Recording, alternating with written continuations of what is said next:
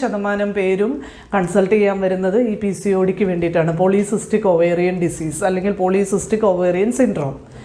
ഈ polycystic ovarian syndrome എന്ന വാക്കിൽ തന്നെ, ആ പേരിൽ തന്നെ അതിൻ്റെ എല്ലാം അടങ്ങിയിട്ടുണ്ട്. അതൊരു സിൻഡ്രോമാണ്. It is a group of symptoms.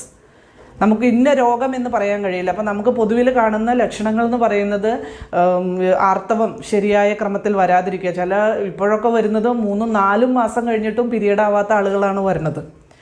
അതും ആ ഏജ് ഗ്രൂപ്പാണ് ഇന്ന് ഏറ്റവും കൂടുതൽ എന്നെ ചിന്തിപ്പിക്കുന്നത്. ഏജ് ഗ്രൂപ്പ് എന്ന് പറയുന്നത് ഒരു 10th കഴിഞ്ഞിട്ടുള്ള പെൺകുട്ടികൾ, അതായത് ഒരു 15 വയസ്സ് തുടങ്ങി 30-35 വയസ്സ് വരെയുള്ള പെൺകുട്ടികൾക്കൊക്കെയും കണ്ടുവരുന്ന ഞാൻ പറയാം, ക്ലിനിക്കിൽ വരുന്ന പേഷ്യൻസിൽ ഏറ്റവും കൂടുതൽ പിള്ളേരാണ് ഈ വരുന്നത്, കൊച്ചു പിള്ളേർ.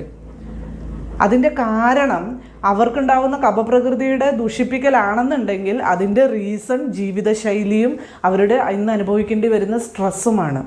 നമ്മുടെ